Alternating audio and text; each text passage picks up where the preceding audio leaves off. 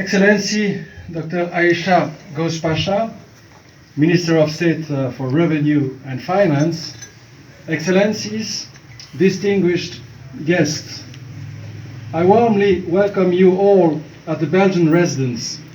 We are very honored to receive Her Excellency Dr. Ayesha Ghaus Pasha, Minister of State for Revenue and Finance, as our chief guest today.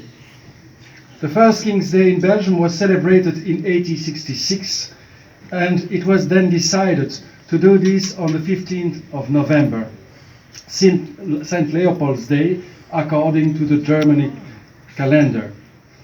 Leopold was indeed the name of our two first kings.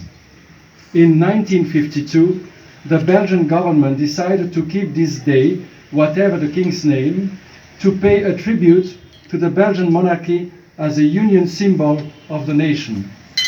In a country of monsoons like Pakistan, everybody understands that it's better to celebrate King's Day rather or National Day, the 21st of July. Since 74 years, Belgium and Pakistan have maintained an excellent and rich bilateral relation with, this year, high-level contacts such as a meeting between our two prime ministers at the UN General Assembly, the meeting in Brussels of our two foreign ministers, and the visit to Belgium of Ghaus General Bajois.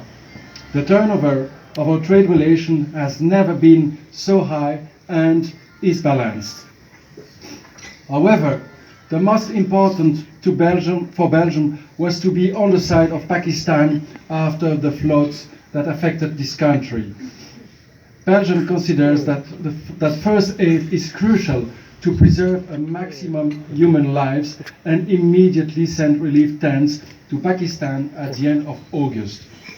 For the same reason, Belgium opts for crowdfunding technique as well as the financing of flexible funds to make the quickest possible response of international organizations such as UNSURF, World Food Programme, FAO, and ICRC to the consequences of the disaster Pakistan is confronted with.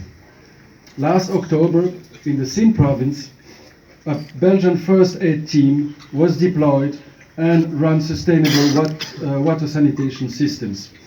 After training of the NDMA experts to use these systems, they have now been transferred to the Pakistani authorities and are running independently, providing clear water to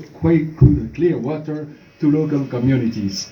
I wish to sincerely commend the extremely efficient collaboration we could witness with our Pakistani counterparts, every time and everywhere. Finally, I want to express my deep gratitude to all partners who made this reception possible, the Marriott Hotel, Dr. Arshad's clinic, and of course, the staffs of our Chancery and the residents. Many thanks also to our honorary consuls in Karachi and Lahore for their constant support. Shukriya.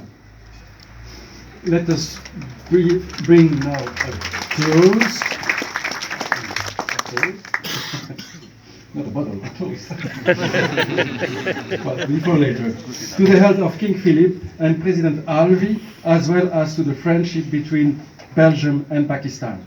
Long life to the King, vive le roi, leef de koning, asleep der König. Thank you very much.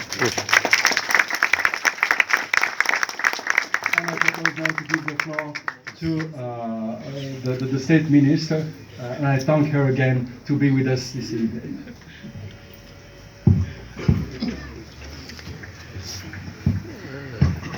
A very good evening and assalamu alaikum to everyone.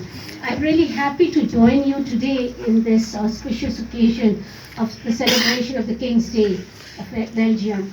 I am honored to be here, and I am here on behalf of the Prime Minister of Pakistan, who has not been keeping so well and wanted full Pakistan representation on this important day for us to celebrate with you. Let me acknowledge and start by saying that our long relationship with Belgium we cherish it a lot.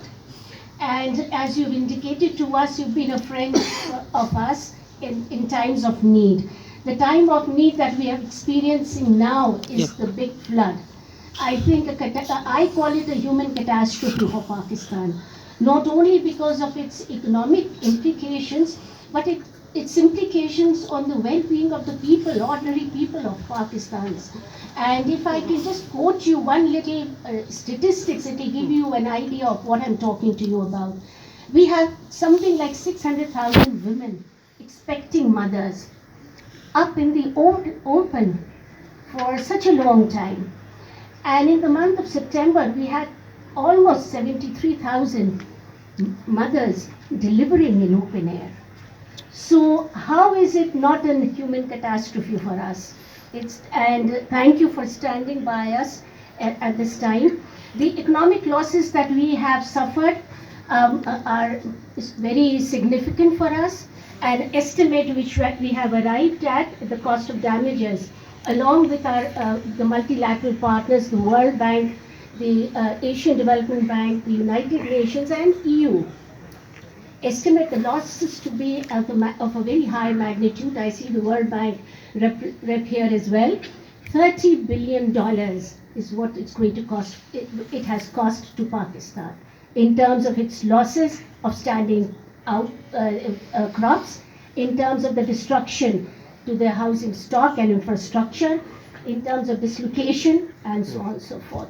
We have tried our level best to meet it given our resources, but we realize very clearly that this is a situation in which Pakistan may find itself again in, not because of our own doing, because our own emissions are very insignificant. If you see the larger context, about 0.6% of the global emissions, but because we are where we are situated.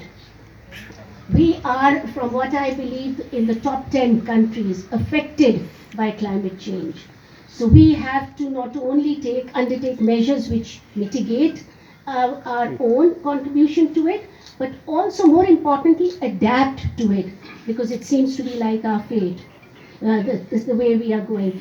But I am really, really indebted, we Pakistan, the government of Pakistan, we Pakistanis, for the global support we've got, including the support of Belgium and our EU members and other very important countries around the globe, who came to us in time of our need for rescue and relief, and who are persisting their support in supporting us, seeing us through these difficult times. The country needs to recover quickly the economic losses. We are going forward.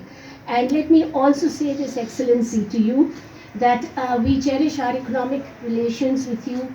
The trade has shown a lot of improvement and growth, but there is room for a very high potential of trade and investment between us. And I think that's an area we should sit down and really, really talk about how we can expand this, because for us, what is most important, more so than the grants and aid that we are receiving, are access to markets, enhanced trade and investments. That is the solution, the long-term solution to our economic improvement.